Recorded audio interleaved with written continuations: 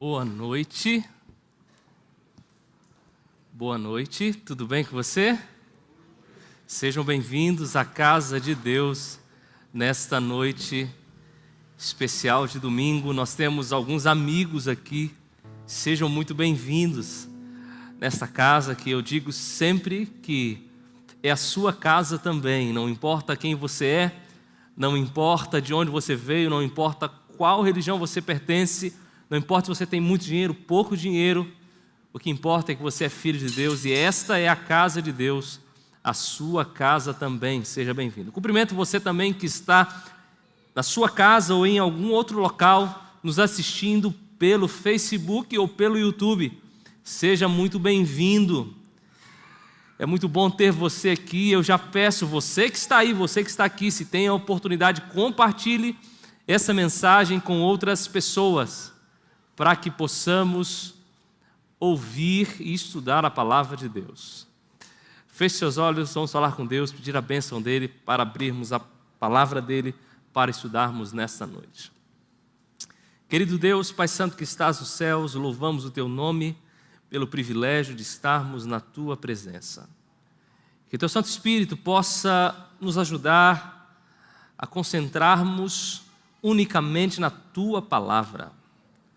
Que o Senhor possa nos ajudar a desvencilhar de tudo aquilo que possa tirar a nossa atenção para aprendermos a Tua verdade, para adorarmos ao Senhor da melhor forma possível. Nós oramos no nome de Jesus. Amém.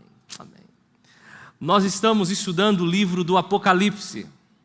Semana passada eu havia falado que estávamos no 10º sermão, mas eu me enganei. Hoje sim, nós estamos no 10º sermão desta série de estudos sobre o livro do Apocalipse.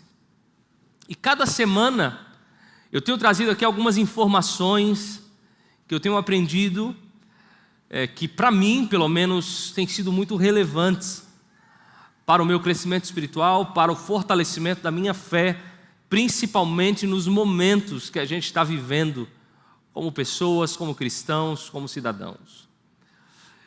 E hoje eu tenho uma informação muito importante para você, e eu quero que você possa estudar comigo. E como sempre eu tenho trazido aí alguns PowerPoints, não para que possa ser uma muleta, mas para que possa ser didático, para que você talvez possa fazer um print, você possa copiar e também possa se tornar didático, já que o tema é um tema muito denso, de muitas informações. Tá certo?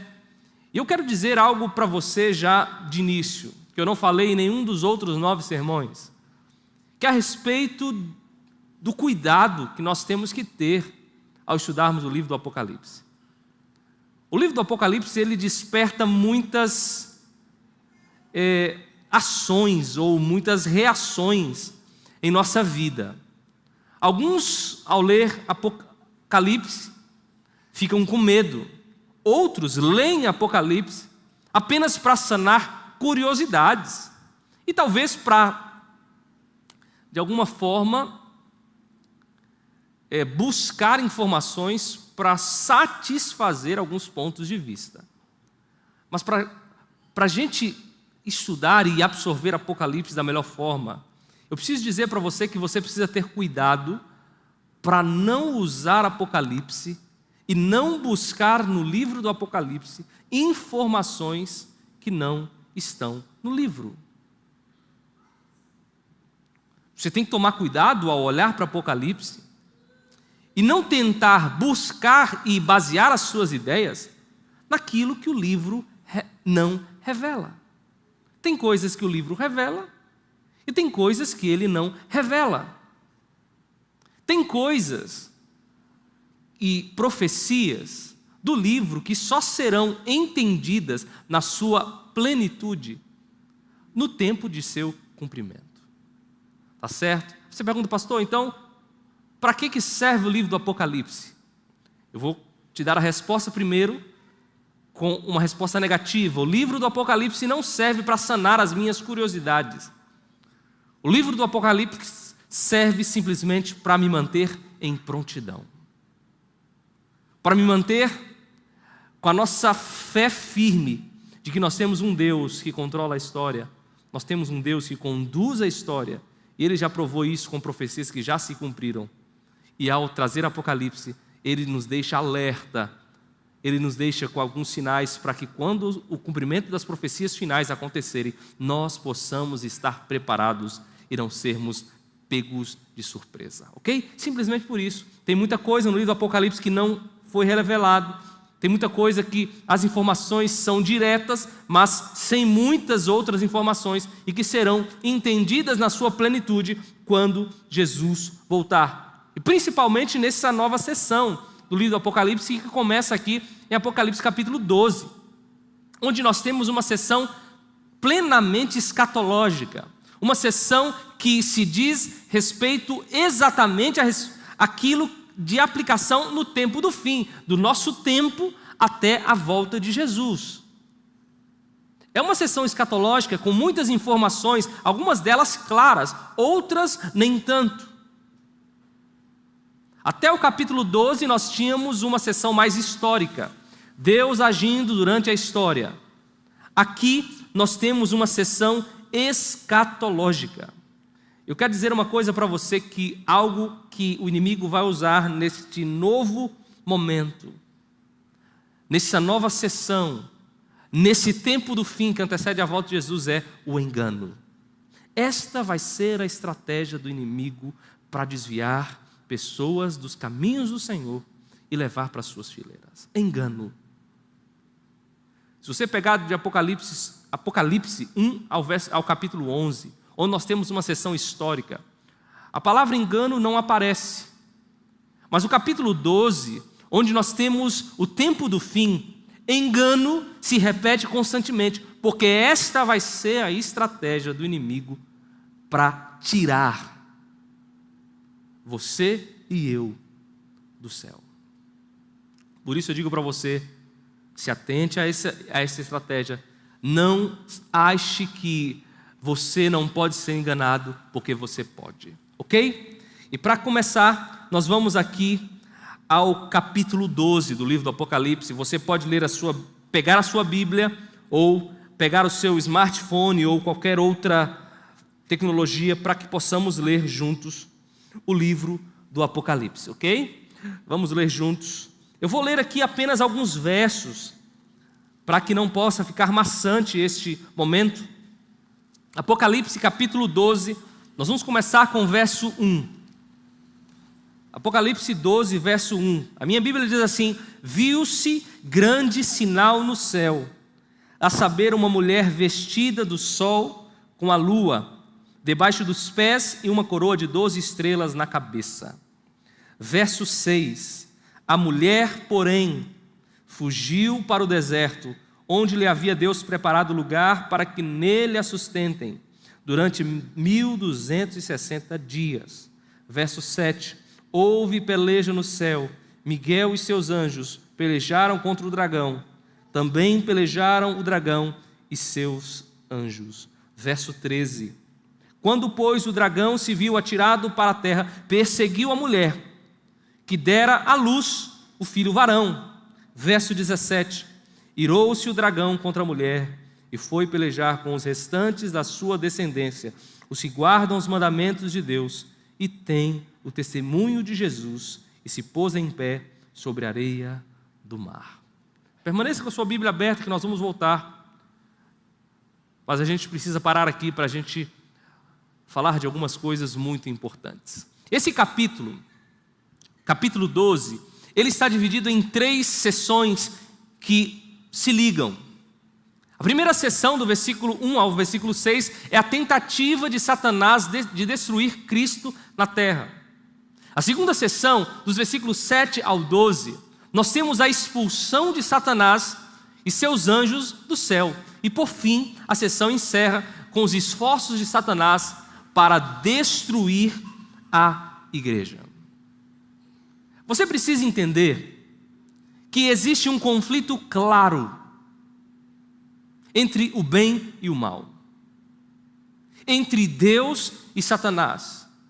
Esse conflito ele foi iniciado no céu. Satanás, que até então se chamava Lúcifer, usurpou o trono de Deus. E ele convenceu algumas outras pessoas de que ele estava certo. E essa atitude fez com que ele fosse expulso do céu.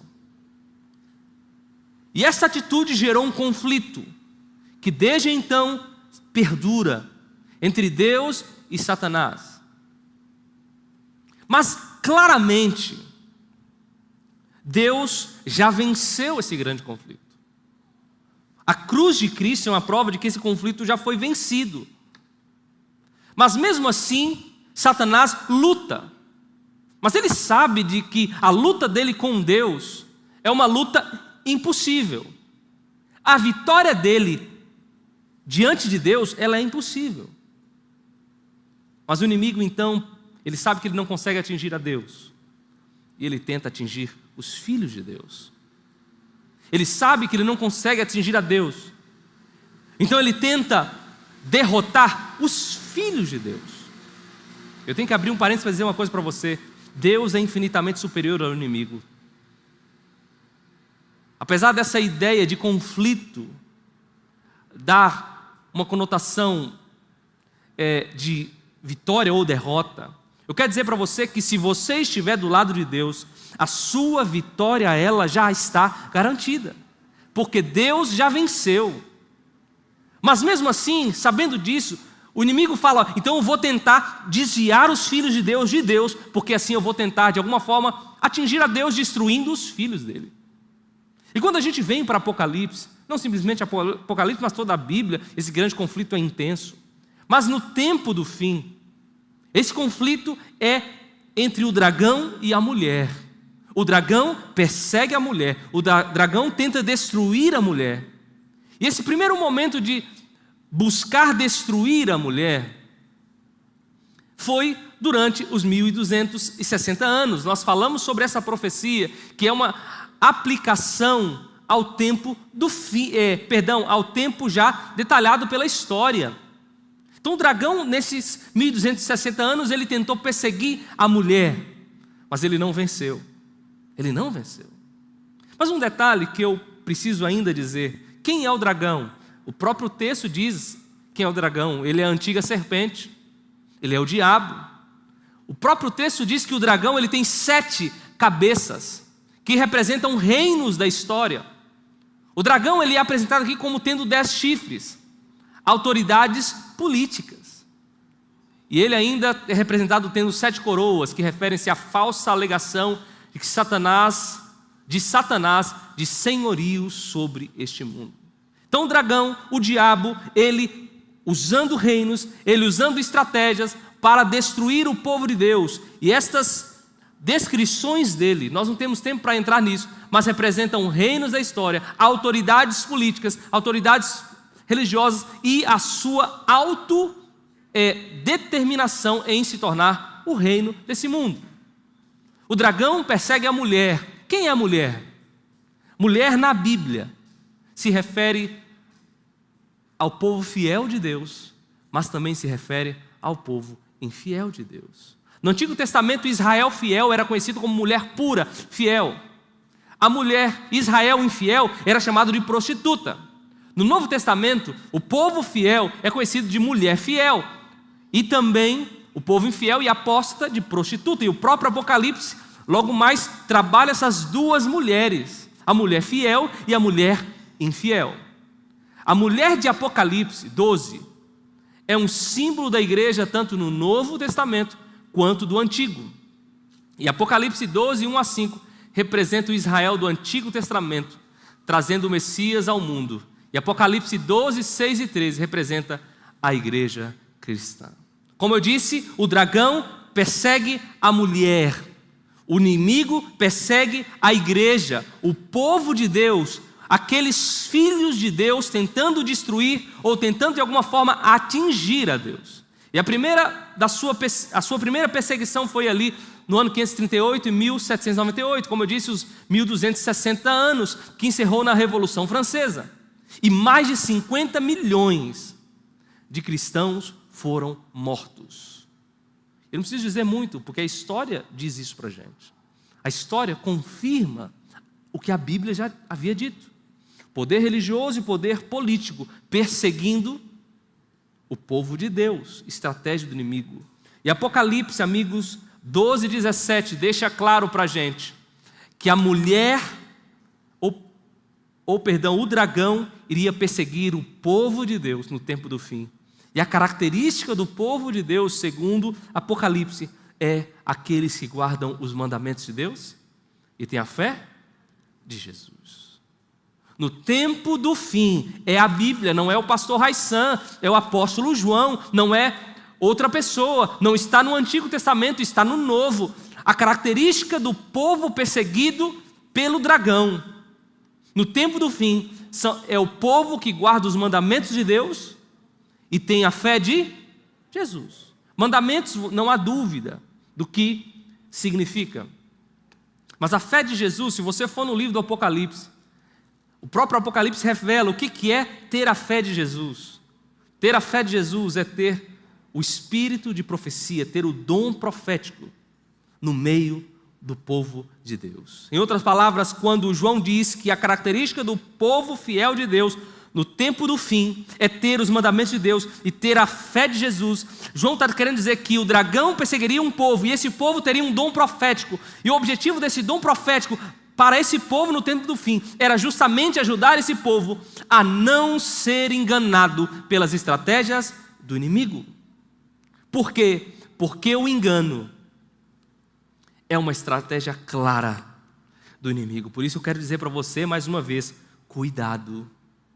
O inimigo é um inimigo real. Não se iluda. Satanás é um inimigo real. Satanás, ele luta contra a sua pessoa. Ele luta para te jogar longe de Deus. Ele luta para fazer com que você se afaste dos caminhos do Senhor. Ele vai utilizar o engano para te tirar do céu.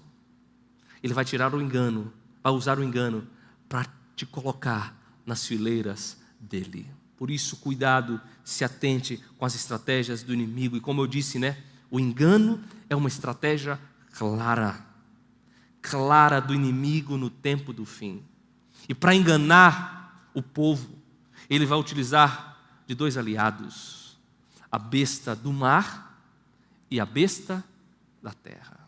Vamos ler alguns trechinhos de Apocalipse 13, aqui para a gente ficar contextualizado sobre esses 2 indivíduos. A besta do mar e a besta da terra. Como eu disse, eu vou ter que ler apenas alguns textos para tentar apenas jogar um contexto e a gente continua estudando aqui. Apocalipse 13, verso 1. A minha Bíblia diz assim: vi emergir do mar uma besta que tinha 10 chifres e 7 cabeças, e sobre os chifres 10 diademas, e sobre as cabeças nomes de blasfêmia. Verso 7. Foi-lhe dado também que pelejasse contra os santos e os vencesse. Deu-se-lhe ainda autoridade sobre cada tribo, povo, língua e nação. Verso 11, a besta da terra agora. Vi ainda outra besta emergir da terra. Possuía 2 chifres, parecendo cordeiro, mas falava como dragão. Verso 13, também opera grandes sinais, de maneira que até o fogo do céu fez descer a terra diante dos homens. Verso 16, a todos os pequenos e grandes, os ricos e os pobres, os livres e os escravos, faz que lhes seja dada certa marca sobre a mão direita ou sobre a fronte, para que ninguém possa comprar ou vender, senão aquele que tem a marca, o nome da besta ou o número do seu nome. Aqui está a sabedoria. Aquele que tem entendimento, calcule o número da besta, pois é o número do homem. Ora, esse número é 666. O inimigo, claramente, no tempo do fim, vai usar esses outros 2 aliados, juntamente com ele, para enganar você. E numa linguagem bíblica, o dragão, a besta do mar, a besta da terra, nada mais é do que uma trindade. Nada mais é do que uma imitação ou uma contrafação da trindade correta: o Pai, o Filho e o Espírito Santo. Então o dragão forma esta trindade para nos enganar. Eu trouxe aqui algumas informações para você. Por exemplo, o dragão, ele é o líder desta trindade. E ele representa Deus, o Pai. Ah, pastor, como que o senhor chegou a esta junção? Como que o senhor entendeu e entende aqui o dragão sendo Deus o Pai? Eu trouxe aqui apenas alguns paralelos. Por exemplo, Deus o Pai habita no céu. Está aí os textos, depois você pode estudar isso aí. A morada do inimigo, do dragão, foi no céu. Deus tem um trono. Apocalipse também diz que o dragão tem um trono. Deus é adorado. Apocalipse diz para nós que o dragão, ele também é adorado. Deus o Pai deu poder, seu trono e autoridade para Cristo. O dragão deu poder, seu trono e autoridade para a besta do mar, que representa ou que é uma contrafação de Cristo. Deus derrama sua ira contra a humanidade rebelde. O dragão derrama sua ira contra as pessoas de Deus. Deus vive e reina para sempre. O dragão, segundo Apocalipse, será destruído para sempre. Então, amigos, a trindade do inimigo, o dragão, a besta do mar, a besta da terra, é uma contrafação da trindade perfeita, o Pai, o Filho e o Espírito Santo, sendo que o dragão é uma contrafação do próprio Deus Pai. Ele busca ser adorado. No tempo do fim, Satanás buscará tomar o lugar de Deus no mundo e ser adorado assim como fez no início de sua rebelião. E durante esse tempo, Deus exorta os habitantes da terra a adorá-lo, aquele que fez o céu, a terra e o mar. Aí você pode dizer, pastor, o senhor está sendo ingênuo, como que eu vou adorar o inimigo? Que é isso, pastor? Na verdade, amigos, o inimigo ele não é egoísta. Ele não vai te levar a adorar a ele, mas ele vai te levar a adorar qualquer outra coisa que não seja Deus. E quando ele fizer isso, vou dizer para você que ele está sendo adorado. A besta agora do mar, amigos, a besta do mar, segundo o livro do Apocalipse, segundo Daniel capítulo 7, que é um paralelo claro com o livro aqui do Apocalipse. Daniel 7, depois você pode estudar um pouquinho melhor isso, não temos tempo de avançarmos, mas Daniel 7 e aqui Apocalipse 13, quando a gente cruza os dados, a gente percebe que Daniel 7 fala de um poder e Apocalipse fala do mesmo poder, e esse poder, ele é a Roma papal. Aquele mesmo poder que perseguiu os cristãos durante os 1260 anos. Eu digo aqui para você diz, pastor, isso está só na Bíblia? Não, a história diz isso para nós. A história diz quem perseguiu os fiéis de Deus. A história diz que esse poder religioso, ele perseguiu o povo que guardava a Bíblia. A história diz isso para a gente. E é curioso que aqui, Apocalipse 13 diz que esse poder, ele foi ferido de morte. Quando você vai para Daniel e quando você vai para a história, você percebe isso, que no final dos 1260 anos, 1798, o Papa, ele foi preso. Ele foi preso. Ela foi ferida de morte. E segundo o Apocalipse, amigos, quando a gente olha na perspectiva da trindade contrafeita à trindade verdadeira, a gente percebe que esse poder religioso, eu falo isso com toda a ética possível, com todo amor, não estou aqui me colocando numa posição de melhor, não, só estou aqui esclarecendo a Bíblia. Segundo Apocalipse, esse poder religioso, ele é uma contrafação do próprio Cristo, a tal ponto de mudar os tempos e mudar as leis, mudar os tempos de Deus e as leis de Deus. Vamos lá, Jesus começou o seu ministério saindo da água. Apocalipse diz que a besta do mar vem da água e começa suas atividades. Há um paralelo. Jesus parece com um pai, a besta da terra parece com o dragão, tem 7 cabeças e 10 chifres. Jesus é Miguel, e o texto quando diz de Jesus fala, quem é Miguel? A besta é tratada como, quem é como a besta? Jesus recebe sua autoridade e trono do Pai.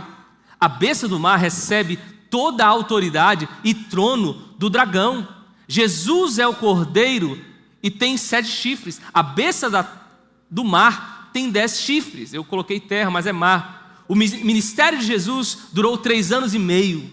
A atividade da besta durou 42 meses, ou 3 anos e meio, que profeticamente, nós já falamos isso, representa os 1260 anos. Uma contrafação, uma ideia. Ainda, amigos, Jesus morreu e ressuscitou. A besta morreu e ressuscitou. Jesus recebeu a adoração e a autoridade universal após sua ressurreição. A besta a besta do mar recebe adoração e autoridade universal após ser curada da ferida de morte. Há uma contrafação, há uma ideia. O alvo das atividades salvíficas de Jesus são toda nação, tribo, língua e povo. O alvo das atividades enganosas da besta do mar é cada tribo, língua, povo e povo. Estratégia do inimigo, claramente no tempo do fim, através da besta do mar e através da besta da terra, é enganar você, é te afastar dos caminhos de Deus. É claramente isso que a gente vê, uma contrafação, ideias sendo jogadas para destruir e para afastar a você dos caminhos de Deus. E por fim, amigos, vem a besta da terra. A besta da terra é retratada como uma contrafação do Espírito Santo. A besta da terra, ela surgiria e ela alcançaria poder. E muitos teólogos chegam à conclusão de que a besta da terra é os Estados Unidos da América. A besta da terra seria responsável de restaurar a besta do mar, de dar poder à besta do mar. E esta besta, ela representa o Espírito Santo. E vamos ver aí algumas comparações. O Espírito Santo é chamado de Espírito da verdade, guiando as pessoas para a salvação. A besta da terra, segundo o Apocalipse, é chamada de falso profeta, enganando as pessoas. O Espírito Santo direciona as pessoas a adorarem a Cristo. A besta da terra promove a besta do mar e direciona as pessoas a adorá-la. O Espírito Santo exerce a autoridade de Cristo. A besta da terra exerce a autoridade da besta do mar. O Espírito Santo opera sinais e maravilhas. A besta da terra opera sinais e maravilhas. O Espírito Santo veio em fogo do céu no Pentecostes. A besta da terra faz descer fogo do céu. O Espírito Santo dá vida e fôlego de vida. A besta da terra dá vida e fôlego de vida para a imagem da besta. O Espírito Santo aplica o selo de Deus. A besta da terra aplica a marca da besta nas mãos e na testa. Uma contrafação clara, demonstrando nitidamente a estratégia do inimigo de enganar você e desviar você dos caminhos de Deus. 3 estratégias, 3 aliados para destruir. Eu diria mais que existem outras principais contrafações. Primeira contrafação, o selo de Deus e a marca da besta. O selo de Deus, o sábado. A marca da besta, o domingo. Os 3 anjos. Deus diz que no tempo do fim haveriam 3 anjos com mensagens angélicas. E ao se opor a Deus, a trindade falsa envia ao mundo 3 espíritos demoníacos com um falso evangelho. Esses 3 anjos demoníacos são a antítese das mensagens dos 3 anjos. Engano.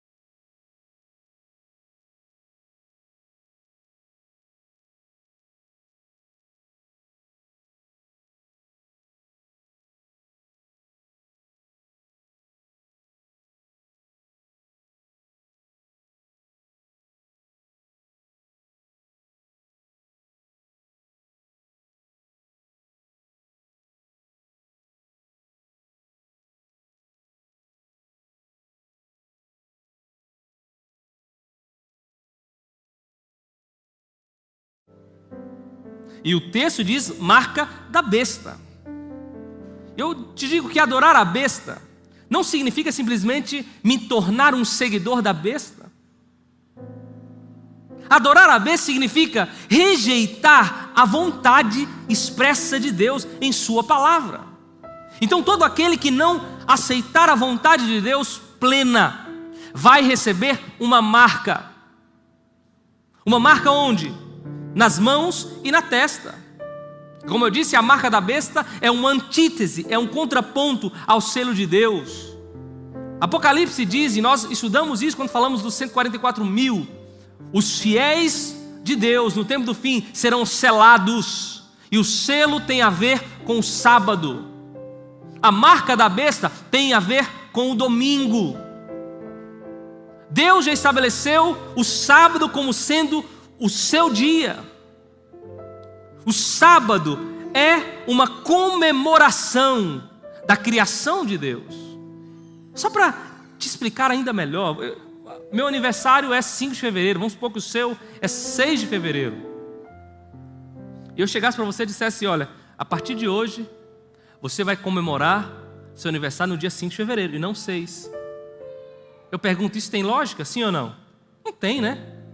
É a mesma coisa. O sábado é uma comemoração da criação de Deus. Mudar o sábado para um outro dia seria ilógico. E biblicamente não há base para isso. Mas no tempo do fim, o sábado será claramente o selo do povo de Deus. E o domingo será claramente a marca, ou melhor, o dia de adoração. E aqueles que adoram a besta serão selados ou receberão a marca. É curioso que colocar a marca na mão direita ou na testa evoca Deuteronômio capítulo 6 e 8, onde Moisés instruiu os israelitas a vincular a lei de Deus como sinal em suas mãos e em suas testas. Os judeus tinham essa visão, a lei de Deus, elas deveriam andar nas minhas mãos e nas minhas testas, algo que tem a ver com a minha ação e com meu entendimento. E quando a marca da besta é colocada na mão e testa, significa claramente recusar e desobedecer e rejeitar a vontade de Deus. Deus claramente, amigos, terá o seu povo, o inimigo terá o seu povo. Deus claramente terá o seu povo que receberá o seu selo, o inimigo terá o seu povo que receberá a sua marca. É importante dizer para você, e eu já disse no último momento, a grande questão no tempo do fim será a quem você adora, a Deus ou ao dragão. E é curioso que a adoração e as investidas de Satanás vai ser claramente, não simplesmente sobre o sábado, mas nos 4 primeiros mandamentos de Deus dados a Moisés, que tem a ver com adoração. A exigência de adoração da besta do mar é um ataque direto ao primeiro mandamento: não terás outros deuses além de mim. A besta da terra levantada, uma imagem da besta do mar para ser adorada, o que é um ataque direto ao segundo mandamento: não farás para ti imagem, você não deve adorá-lo ou servi-lo. A blasfêmia da besta contra Deus é um ataque direto ao terceiro mandamento: não tomarás o nome do Senhor teu Deus. A marca da besta é um ataque direto ao 4º mandamento: lembra-te do dia de sábado para santificá-lo. Claramente um ataque de engano para impedir com que você seja um adorador de Deus. E eu disse para você, quando você vai a Apocalipse 14, 6 a 12, o mandamento desses 4 que vai ser mais atacado é o sábado. O sábado. Mas eu preciso fazer uma ponderação. Já estou terminando. Nós não podemos hoje dizer que quem guarda o domingo já tem a marca da besta. Nós não podemos dizer isso. E também nós não podemos dizer que quem guarda o sábado tem o selo de Deus. Não podemos, porque vão ter muitos que hoje guardam o domingo e no tempo do fim vão vir para a igreja da verdade, vão adorar a Deus. E terão muitos que estão hoje guardando o sábado e que vão receber a marca da besta. Mas claramente você tem que entender que o que eu faço hoje, a minha decisão que eu tomo hoje pela verdade de Deus, vai influenciar a ser selado ou vai influenciar a receber a marca da besta e definir quem você adora ou quem você não adora. É o que Deus nos ensina através do livro do Apocalipse. Ainda uma informação, amigos: o Apocalipse não explica, não revela como será a marca da besta e como exatamente será aplicada. Vai ser um chip. Não, Apocalipse não revela como que essa marca será e ela será aplicada. Lembre-se de que, como no caso de qualquer profecia não cumprida, a marca da besta será compreendida somente no momento de seu cumprimento. Embora esteja claro que a marca da besta não é um sinal visível nas pessoas, temos que esperar por sua realização final. Ellen White já dizia, né, escritora norte-americana, ela diz: a marca da besta muito não foi ainda compreendido, não será, nem será compreendido até o desenrolar do livro. A única coisa que nós sabemos é que haverão no clímax do tempo do fim sanções econômicas, entre outras sanções, mas nada mais do que isso. E para terminar, antes de fazer a você um apelo, eu quero só falar a título de informação a respeito do número 666. Durante a história, esse número foi acometido de várias interpretações. Usando o grego, uma espécie de aplicação que nós denominamos de gematria. Isso é só para te informar, isso não te importa. Ou depois usando o latim. E as pessoas disseram: olha, o número 666 se aplica ao Papa. Inclusive a Igreja Adventista, durante muito tempo, pelos seus pioneiros, usaram essa segunda interpretação, onde usaram o latim: esse número significa a letra tal, pá, chegaram ao nome que representa ao Papa. Mas Apocalipse não diz isso, tá certo? O número 666 não se aplica ao Papa. O número 6, eu já disse aqui para vocês, o número 6 é um antagonismo do número 7. O número 7 representa Deus. O número 7 representa perfeição. O número 6 na Bíblia representa imperfeição, incompleto. Então, número 6 é apenas um antagonismo, é apenas um contraponto ao número 7. 666, segundo o Apocalipse, quando pegamos esse princípio, é uma referência à humanidade separada de Deus. Aqui, a humanidade que recebeu o selo de Deus. 6 na Bíblia, aqui, repetindo 666, é uma aplicação, uma referência à Trindade. 6 vezes 3, a Trindade satânica. E eu diria que o número 6, também, quando você olha para o contexto babilônico, era o número dos principais deuses do panteão babilônico. É por isso, se você for a Daniel capítulo 3, a imagem de Nabucodonosor tinha 60 côvados de altura e 6 de largura. O número 6 era um número claro, aplicado à divindade babilônica. E quando você pega Daniel 3 e Apocalipse 13, você percebe que há uma forte similaridade de linguagem entre Apocalipse e Daniel. Quando você vai para Daniel, a imagem que o rei construiu, e você olha ali na Campina de Dura, claramente a questão era adoração. A quem você adora? E quando você vem para Apocalipse 13, o contexto é adoração. A quem você adora? Daniel 3, lá na Campina de Dura, Nabucodonosor diz: olha, se você não ajoelhar diante da estátua, você vai ser jogado numa fornalha de fogo. Apocalipse 13 diz: se você não adorar a besta, se você não receber a marca da besta, você vai ser prejudicado e talvez vai perder a própria vida. Daniel 3 nos conta a história de Daniel, Sadraque, Mesaque e Abednego. Não Daniel não estava ali, apenas seus amigos.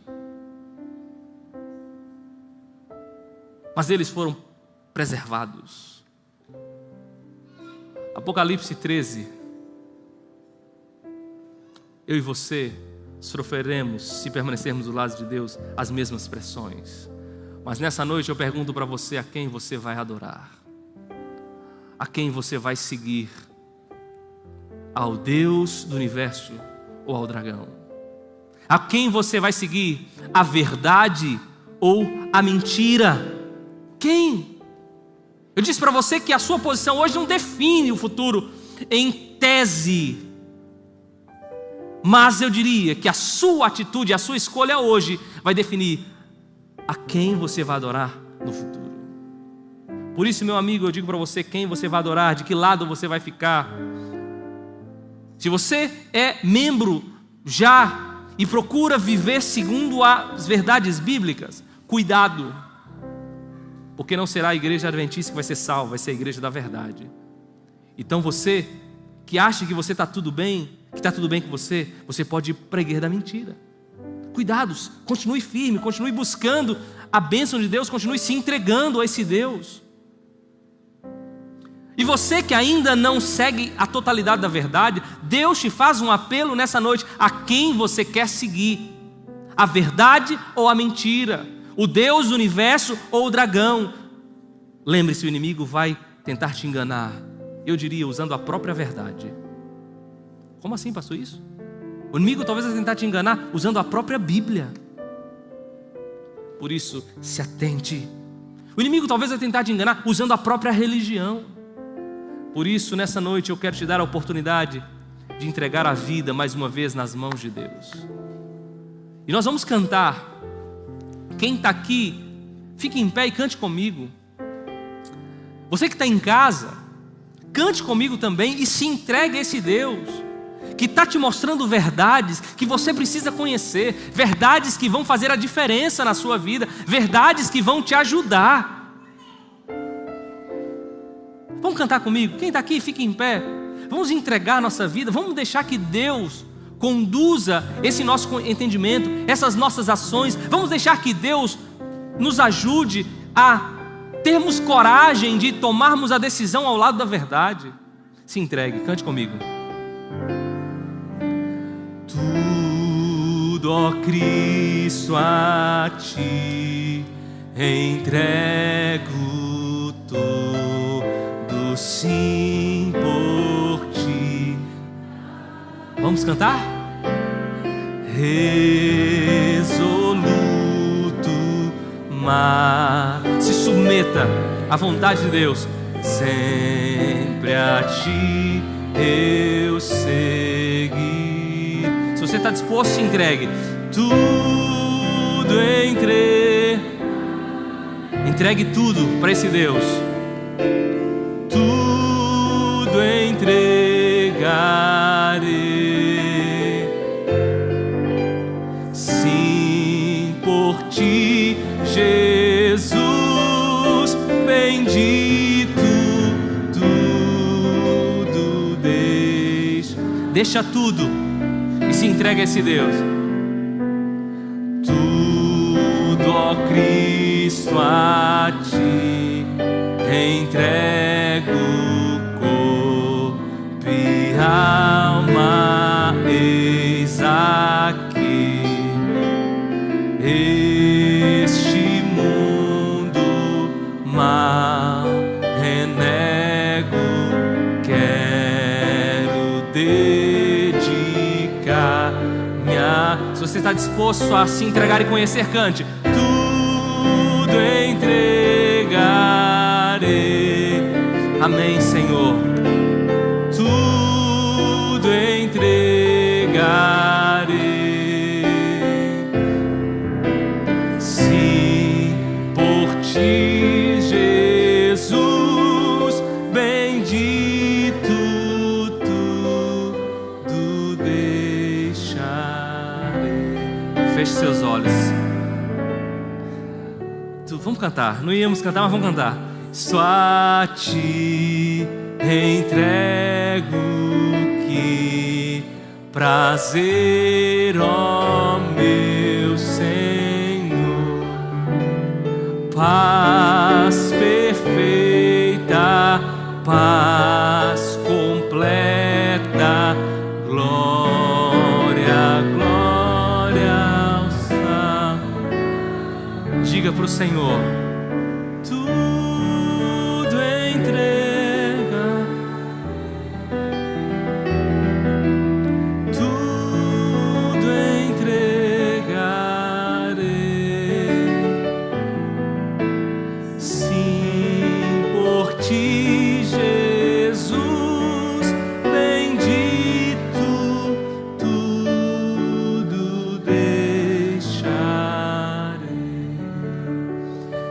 Santo Deus que estás nos céus, louvamos o Teu nome, pelo privilégio de estarmos na Tua presença. Louvamos o Teu nome pelo privilégio de termos a Tua palavra, que não nos deixam dúvidas a respeito da Tua vontade e também a respeito das estratégias do inimigo no tempo do fim para tentar nos enganar e nos desviar dos Teus caminhos. Ó Deus, nós queremos ser verdadeiros adoradores e para isso nós precisamos entregar tudo que nós temos e tudo que somos a Ti. Por isso nos ajude a fazer essa entrega por completo e recebermos o selo de Deus e não a marca da besta, de sermos reconhecidos como Teus seguidores e não seguidores do dragão. Senhor Deus, se existem pessoas que estão aqui ou que estão nos assistindo, que ainda não se entregaram por completo, que ainda não estão seguindo a Tua verdade por completo, que essas pessoas tenham coragem de decidir e se entregar a Ti, que elas tenham coragem, assim como Sadraque, Mesaque e Abednego lá na fornalha de fogo tiveram de dar a vida para preservar a Tua verdade. Dê coragem, dê força e dê poder, e que o Santo Espírito incomode esses corações. Peço também para aqueles que já se sentem confortáveis no leito da verdade, que eles entendam que ser um verdadeiro adorador muitas vezes requer muito mais submissão e entrega do que simplesmente dizer que conhece e que aceita. Nos ajude, Pai, a nos prepararmos para a vida eterna. Abençoe a nossa semana, que é desconhecida. Certamente alguém entrou aqui com o coração aflito, porque decisões precisam ser tomadas, que a Tua presença esteja na vida dessas pessoas. Nós oramos no nome de Jesus. Amém. Que Deus abençoe a sua vida. Boa semana para você. E volte próximo domingo, traga um amigo para estarmos conosco. Que Deus abençoe você também que está em casa. Que Deus possa te abençoar. Um grande abraço a todos.